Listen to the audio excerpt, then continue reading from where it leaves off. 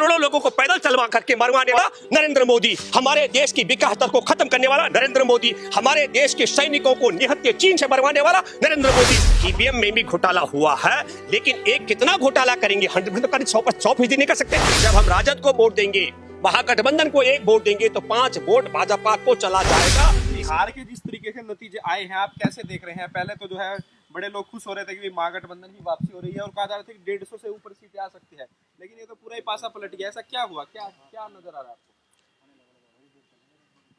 अरुण जी, एक तो बहुत सबसे पहले मुझे लगता है कि इसमें सबसे बड़ा योगदान कोरोना की क्रोनोलॉजी का है। लाखों लाख लोग रैलियों में उमड़ रहे थे, ये बात भी आपको भली भांति समझ है। 2-3 चीजों पर आपको ध्यान देना पड़ेगा, अगर मैं गलत नहीं तो मैं एक तो ये कि बिहार के पहले चरण के दौरान जो वोटिंग हुआ उसमें महागठबंधन सबसे आगे होगा, ये बात मैं दावे के साथ कह सकता हूं। दूसरे पोलिंग के दिन जिस तरीके से एक वीडियो वायरल होता है सोशल मीडिया पर, और मैं ये मानता हूं कि उस वीडियो से बहुत बड़ा नुकसान महागठबंधन को हुआ, वो वैज्ञानिक तौर पर, व्यावहारिक तौर पर, तकनीकी तौर पर कतई संभव नहीं है कि एक वोट अगर आप राजद के पक्ष में दबाएंगे तो 5 वोट भाजपा को चली जाएंगी। ऐसा किसी भी तकनीकी तौर पर संभव नहीं हो सकता है, और ये वीडियो जानबूझ करके वायरल कराए गए। इसका एक बड़ा नुकसान क्या हुआ? जो महागठबंधन के पक्ष में वोट देने के लिए जाने वाले थे, उनमें से बड़ी संख्या के पास, बड़ी आबादी के पास एक संदेश गया। क्या संदेश गया?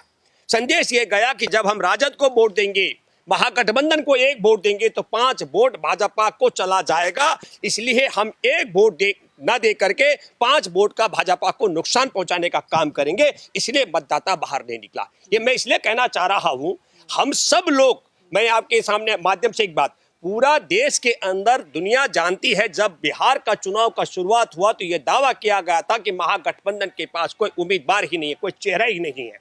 पर जिस तरीके से तेजस्वी ने पहले, अगर आपको ध्यान हो, फरवरी में बेरोजगारी के पक्ष में यात्रा निकाली थी, अगर आपको ध्यान होगा, बिहार के कई लोग, बिहार के करोड़ों लोगों को जानकारी है, कोई अचानक बेरोजगारी के मुद्दे को मुद्दा नहीं बनाया था तेजस्वी ने। तो बिहार में पहली बार हमको, हमारे लिए खुशी की बात थी, जाति, धर्म और मजहब के ऊपर उठ करके बिहार के मतदाता मुख्य मुद्दे पर वोट कर रहे थे। तो एक तो मैं सबसे बड़ा दोषी मानता हूं जिन लोगों ने दूसरे पोलिंग के बीच में, दिन में जब पोलिंग हो रहा था, तब वीडियो वायरल करा करके डराया है बिहार के मतदाताओं को कि एक वोट राजद को देने पर 5 वोट का फायदा भाजपा को होता है। और दुख और अफसोस की बात है, इसका खंडन महागठबंधन के नेताओं ने पुरजोर ढंग से नहीं किया। एक दूसरा मैं आपको आपके माध्यम से कहना चाहता हूं, दूसरा, हम सब लोग निरंतर ये मानते रहे कि ईवीएम में घोटाला होता है, ये कोई नई बात नहीं है, आपके सामने है। आपने देखा होगा, अमेरिका भी एक डेमोक्रेटिक देश है, सबसे बड़ा विश्व का शक्तिशाली लोकतंत्र है। मैं इसलिए भी कहना चाहता हूं, उस लोकतंत्र का हम इसलिए भी सम्मान करते हैं। हमारे देश में सोनिया गांधी जी जब उम्मीदवार के तौर पर स्वयं नहीं थी, उनकी पार्टी और महागठबंधन, यूपीए गठबंधन की तरफ से एक तरीके से जब उनका प्रधानमंत्री का जिक्र किया गया, मैं नाम नहीं लेना चाहूंगा, तब भाजपा की नेत्रियों ने यह कहा, हम मुंडन करवाएंगे, हम सफेद वस्त्र धारण करेंगे, हम एक दिन का भोजन करेंगे। लेकिन मैं आपको बताना चाहता हूं, जिस दिन 12 जनवरी 2019 को डेमोक्रेटिक पार्टी ने चौथा उम्मीदवार, भारतीय मूल की बेटी कमला हैरिस को राष्ट्रपति का उम्मीदवार तय किया था अमेरिका में, किसी ने नहीं कहा कि हम मुंडन करवाएंगे, किसी ने यह नहीं कहा कि हम सफेद वस्त्र धारण करेंगे। मैं ये बात कहना चाहता हूं। और दूसरी महत्वपूर्ण बात कहना चाहता हूं कि सत्ता पक्ष के डोनाल्ड ट्रंप सुप्रीम कोर्ट गए, उन्होंने कहा गणना में हेराफेरी हो रही है। सौभाग्य की बात है, वहां ईवीएम नहीं था।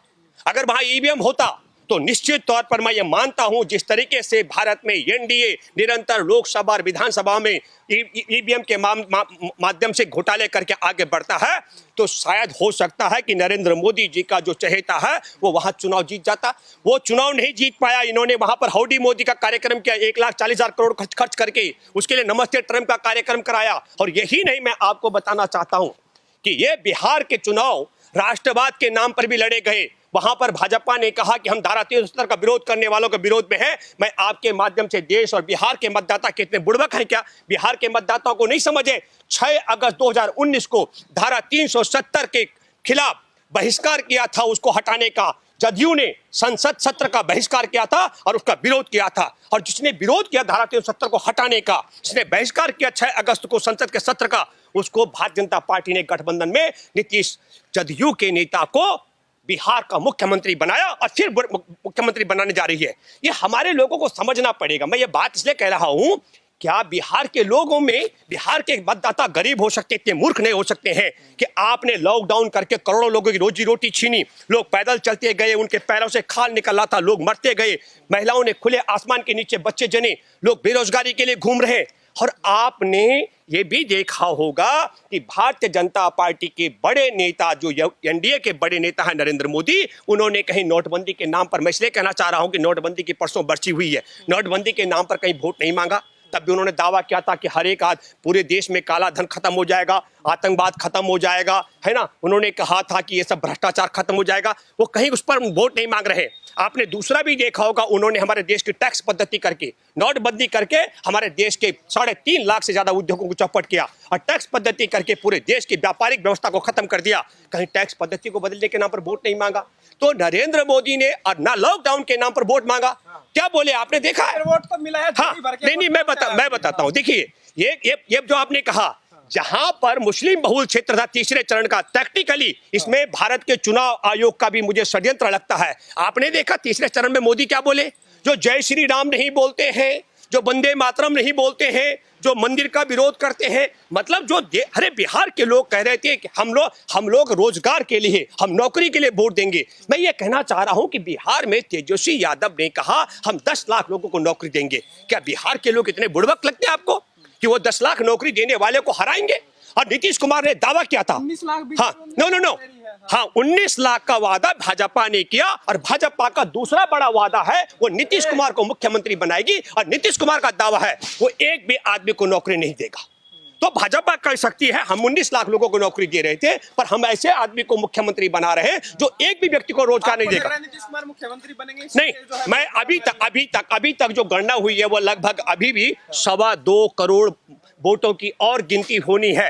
ईवीएम में घोटाला एक बड़ा मामला हो सकता है। आप मानते हैं घोटाला? मैं मानता हूँ ईवीएम में घोटाला। और दूसरा भी जो एक वोट दबाने के नाम पर 5 वोट भाजपा को जा रहा है, ये जो डर का माहौल सोशल मीडिया और मेन स्ट्रीम मीडिया और भाजपाई लोगों के माध्यम से फैलाया गया, इससे भी महागठबंधन के वोटर्स रुके हैं। ये बात भी मैं निसंकोच होकर कहना चाहता हूँ। और मैं आपके माध्यम से एक बात और भी कहना चाहता हूँ। आप देखिए, ये न केवल जदयू जो 370 का विरोध करने वाले को मुख्यमंत्री बनाया गया, आपको मालूम है, आपको बताऊं, एर्दोगान है राष्ट्रपति तुर्की के, उन्होंने पाकिस्तान में धारा 370 को हटाने का विरोध किया था। और आमिर खान गया अगस्त में उसके लाल सिंह चड्ढा की फिल्म की शूटिंग के लिए तुर्की जाता है। तो भारत में संघ परिवार जिसकी सरकार है केंद्र में और कई राज्यों में, संघ परिवार का एक मुख्य पत्र है, उसका नाम है 5 जन्य। 5 जन्य में हमारे देश के कलाकार आमिर खान को देशद्रोही और दुश्मन देश से हाथ मिलाने वाला बताया जाता है। तो मैं आपको बताता हूं, कमला हैरिस जो भारतीय मूल की बेटी है, 22 जनवरी को वो उम्मीदवार बनी डेमोक्रेटिक पार्टी की, और उसको हराने के लिए हमारे देश के प्रधानमंत्री संघ परिवार के कार्यकर्ता नरेंद्र मोदी ने उसके विरोधी डोनाल्ड ट्रंप के लिए हाउडी मोदी का कार्यक्रम कराया। 1,40,000 करोड़ का हमें नहीं भूलना चाहिए। नमस्ते ट्रंप का कार्यक्रम कराया 24 फरवरी को भारत में। और तीसरी बात बताता हूं, इनकी राष्ट्रीयता 3 नवंबर को अभी 2020 को जूनियर डोनाल्ड ट्रंप का बेटा हमारे देश के जम्मू और कश्मीर का नक्शा पाकिस्तान में मिलाता है। और 4 नवंबर से भारत में मोहन भागवत संघ परिवार के इशारे पर भाजपा के तमाम जो उनके बजरंग दल, विश्व हिंदू परिषद, दुर्गा, इनके संगठन हर जगह देश भर में वो हवन करते हैं।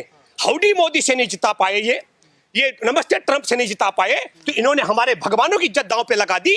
और किसको हराने के लिए? हमारे भारतीय मूल की बेटी कमला हैरिस। और कमला हैरिस ने धारा 370 को हटाने का विरोध किया था। तो कमला हैरिस के उपराष्ट्रपति बनने पर हमारे देश के राष्ट्रपति कोविंद जी ने, हमारे देश के प्रधानमंत्री मोदी जी ने और हमारे देश की सोनिया जी ने भी कमला हैरिस को बधाई दी। जो बाइडेन ने एनआरसी और सीएए का विरोध किया। तो अगर तुर्की का राष्ट्रपति 370 को हटाने का विरोध करता है और आमिर खान वहां अपनी फिल्म की शूटिंग के लिए जाता है और वहां यामीन एर्दोगान जो राष्ट्रपति की पत्नी है उनसे भेंट करता है, तो उसे देशद्रोही कहते हैं। तो क्या 5 जन्य छापेगा कि हमारे देश का राष्ट्रपति देशद्रोही है, हमारे देश का प्रधानमंत्री देशद्रोही है, हमारे देश में सोनिया देशद्रोही है, जिन्होंने धारा 370 हटाने वाली कमला हैरिस को बधाई दी है। ये मैं कहना बिहार चाहता हूं। चुनाव के लिए बताइए, आपने बताया एक तो ईवीएम में गड़बड़ी बताई, एक आपने बताया कि जो वोटर है उनके दिमाग में कंफ्यूजन पैदा किया। क्या ये दो रीजन है, इससे और भी बड़ा कोई रीजन आपको दिखाई दे? दो रीजन सबसे बड़े हैं, दो महत्वपूर्ण रीजन हमारे सामने, क्योंकि बिहार का मतदाता, बिहार के जागरूक लोगों को मालूम है कि हमारे देश के लोगों की रोजी रोटी छीनने वाला नरेंद्र मोदी। हमारे देश में 559 मामले थे कोरोना के, उस दिन रेल और बस सेवा छीनने वाला नरेंद्र मोदी। करोड़ों लोगों को पैदल चलवा करके मरवाने वाला नरेंद्र मोदी। हमारे देश की विकास दर को खत्म करने वाला नरेंद्र मोदी। हमारे देश के सैनिकों को निहत्थे चीन से मरवाने वाला नरेंद्र मोदी। और आपको पता है हमारे यहाँ पुलवामा में खुफिया एजेंसी की रिपोर्ट थी कि जवानों पर हमला होगा, उस रिपोर्ट को खारिज करके जवानों को मरवाने वाला पुलवामा में नरेंद्र मोदी। हमारे देश के अंदर पिक एंड चूज 370 का विरोध संसद के अंदर करने वाला, बहिष्कार करने वाला, जदयू का नेता को मुख्यमंत्री बनाने वाला नरेंद्र मोदी। हर आमिर खान जो गया यहां से तुर्की अपनी फिल्म की शूटिंग के लिए, और तुर्की के राष्ट्रपति ने विरोध किया 370 का, उसको राष्ट्रद्रोही बताने वाला संघ परिवार का पांचजन्य। तो ये खेल आपको समझना पड़ेगा। कहां से आई फिर इतनी वोटें आई? वोट देखिए, मैं आपको फिर कहना चाह रहा हूं, वोटर में ये हुआ, ये कोरोना की क्रोनोलॉजी थी। 559 में ताले लगे और लाखों लाख की रैली, अभी न दवा बनी न टीका बना, पूछो नरेंद्र मोदी से। हर रैली पे हजारों लाखों की संख्या में लोग इकट्ठे हो रहे। इन्होंने, संघ परिवार ने एक बात और फैलाई, सबको कहा कोरोना से मर जाओगे, हर अपने समर्थकों से कहा कोरोना तो एक भय है, अफवाह है, इससे कोई मरते उड़ते नहीं है, सब लोग वोट डालने जाओ। तो कोरोना का भय भी दिखाया। और कहा कि हम दवाई भी देंगे कोरोना की। नहीं, वो अभी सुनो, सूत ना कपास बिहार में, यूपी में है कहावत, और जुल्हा में लट्ठम लट्ठा। अरे इनके बाप के घर में दवाई रखी हुई है क्या? कोरोना बताइए, कई डॉक्टर उन्होंने दावा किया तुम कोरोना का सिद्ध कर दो, वायरस दिखा दो किसी के देह में, हम 1 लाख रुपए इनाम देंगे। अगर नरेंद्र मोदी के पास उन डॉक्टरों का डिटेल नहीं तो मैं देता हूं। अरे भाई आप समझ लीजिएगा, एक आपने आपको हराने वालों को पहले कोरोना से डराया, फिर आपने और डराया, एक बटन अगर आपने राजद का दबा दिया तो 5 वोट भाजपा को चला जाएगा। ये क्रोनोलॉजी का दूसरा हिस्सा है। मैं पूछना चाहता हूं पहले आपके माध्यम से, नरेंद्र मोदी तुम देश को बताओ कि चीन से आने वाला कोरोना तुम एयरपोर्ट में नहीं रोक पाए और संसद के अंदर तुमने कोरोना नहीं फैलने दिया, वो तुम्हारे पास कौन सी तकनीकी है? जिस तकनीक से तुमने संसद के अंदर कोरोना नहीं फैलने दिया मोदी, वो तकनीक तुमने एयरपोर्ट पे चीन से कोरोना को रोकने के लिए क्यों नहीं की? नरेंद्र मोदी ने, संघ परिवार, इनका एक गुरु है गोलवलकर, जो आपका सवाल है, उसने कहा था 95% लोगों को कंगाल बना दो। ये देश को कंगाल बनाने के लिए देश के उद्योगों पर 15 लाख करोड़ के नुकसान में आ चुके हैं। देश की होटल इंडस्ट्री 5 लाख करोड़ के नुकसान में आ चुकी है। देश की रेलवे व्यवस्था 14,445 रेल जो रोजाना दौड़ती थी, उनमें बमुश्किल 250 रेल चल पा रही हैं। 14,200 रेलों का परिचालन बंद हो गया। हर सारे रेलवे स्टेशनों पर जो मैंने गणना की है 15,90,000 हॉकर वेंडर्स काम करते हैं, उनके परिवार भूखे मर रहे हैं। तो जो नालायक सरकार हमारे देश की दशकों से चली आ रही रेल को नहीं चलवा पा रही है, उसकी क्या औकात है कि वो देश के उद्योग, होटल और व्यापार और रोजगार को बढ़ा पाएगी? देश की जनता तो फिर भी साथ है। नहीं, देश की जनता साथ नहीं। देखिए, अरे मैं देश का नागरिक हूं, मेरे जैसे करोड़ों करोड़ लोग हैं, हम हर मुद्दे पर मतलब नहीं, हम देखिए बहुमत साथ नहीं है। बहुमत का अगर आप बात करेंगे तो नरेंद्र मोदी के साथ 23% लोग भी नहीं है। 23% लोग नरेंद्र मोदी। अच्छा ये बताइए, हमारे देश की विकास दर संगठित क्षेत्र में -24 और असंगठित क्षेत्र में जोड़ दूं तो -50 हो जाएगी। तो देश की विकास दर को -50 में पहुंचाने वाले गधों के साथ कौन खड़ा होगा? हमारे देश की रुपए की कीमत देखो आप कौन खड़ा है, बिहार पूरा खड़ा है। मैं बताता हूं, हमारे देश से पेट्रोल जाता है नेपाल में, और नेपाल में पेट्रोल हमारे देश से 20 रुपए लीटर सस्ता बिकता है, और 20-23 रुपए लीटर को भारत के लोगों को 80 रुपए बेचने वाला, 23 रुपए लीटर का डीजल 80 रुपए में बेचने वाले ऐसे गधे लुटेरों के साथ कौन होगा? 14 करोड़ लोगों की रोजी रोटी छीन कर उन्हें पैदल चलवाने के लिए भूखा प्यासा मरवाने वाले गधे के साथ कौन हो सकता है? और 2 करोड़ 10 लाख लोगों की नौकरी छीन ली, ऐसे मूर्खों के साथ कौन हो सकता है? और जो अपने देश की बेटी, अपने भारतीय मूल की बेटी को दुनिया के सबसे बड़ा, मैं बधाई देना चाहता हूं आज हमारे देश की 137 करोड़ आबादी के लिए और विश्व की आधी आबादी के लिए कि पहली अश्वेत महिला अमेरिका में उपराष्ट्रपति बनी भारतीय मूल की बेटी राष्ट्रपति की उम्मीदवार बनी थी। ये नालायक उसके खिलाफ भी प्रचार करने के लिए हौडी मोदी से लेकर तमाम कार्यक्रम। तो विदेशों में भी तुम हमारी बेटियों को तरक्की न करने दो, देश में रोजी रोटी छीन लो, देश में तुम इंसान से इंसान में नफरत फैलाओ। और मैं आपके माध्यम से ये कहना चाहता हूँ, हमारे लिए बहुत सुकून की बात है कि संसार के सबसे शक्तिशाली देश में, लोकतंत्र अमेरिका में, इंसान से इंसान में नफरत फैलाने वाले डोनाल्ड ट्रंप को लोगों ने उखाड़ फेंका है। और यह स्थिति बिहार में भी होने जा रही है। लेकिन मैं ये मानता हूं बावजूद इसके घोटाला, लेकिन मैं अभी भी कह रहा हूं अभी भी 2 करोड़ से ज्यादा की गणना होनी है। और मैं मानता हूं कि अगर ज्यादा ईवीएम में हेरा फेरी नहीं कर पाए होंगे तो महागठबंधन की सरकार बन रही है। अगर महागठबंधन ही सरकार बन गई तो ईवीएम ठीक। नहीं, मैंने कहा घोटाला किया है। मैंने कहा एक बटन दब के 5 वोट कैसे जाएगा? इतना बड़ा अफवाह क्यों फैलाई तुमने? आप समझो, पहले ये अफवाह भी इसी गिरोह, संघ परिवार के गिरोह के माध्यम से फैलाई गई है। ऐसा कैसे हो सकता है भाई? मैं वीडियो चलाने वालों से कहना चाहता हूं, एक बटन दबेगा तो एक ही वोट तो पड़ेगा इधर से उधर। 5 वोट पड़ेंगे तो वहां पर वोटों की गिनती में फर्क आ जाएगा। हम ये कहना चाह रहे हैं, जो आपने कहा है, मैं ये नहीं कह रहा हूं, एक बात कहना चाह रहा हूं, ईवीएम में भी घोटाला हुआ है, लेकिन एक कितना घोटाला करेंगे? 100% तो कर 100% नहीं कर सकते। इसलिए मैं कह रहा हूं कि 2 बातें हुई, फिर दोबारा कह रहा हूं। एक, कोरोना के नाम पर लोगों को कम वोटर बाहर आया, और दूसरा, आपने डरा दिया कि राजद को 1 वोट देने से 5 वोट भाजपा को जाता है। इसलिए लोगों को लगा, अनपढ़ लोगों को, हम अगर 1 वोट जाएंगे राजद को देने तो भाजपा को 5 वोट मिल जाएगा। ये भी घोटाला का हिस्सा है। ये भी घोटाला, तुम मानो अरुण या न मानो, ये भी घोटाले का एक बड़ा हिस्सा मैं मानता हूं। 2015 में जदयू की 70 से ऊपर सीटें आई थी, लेकिन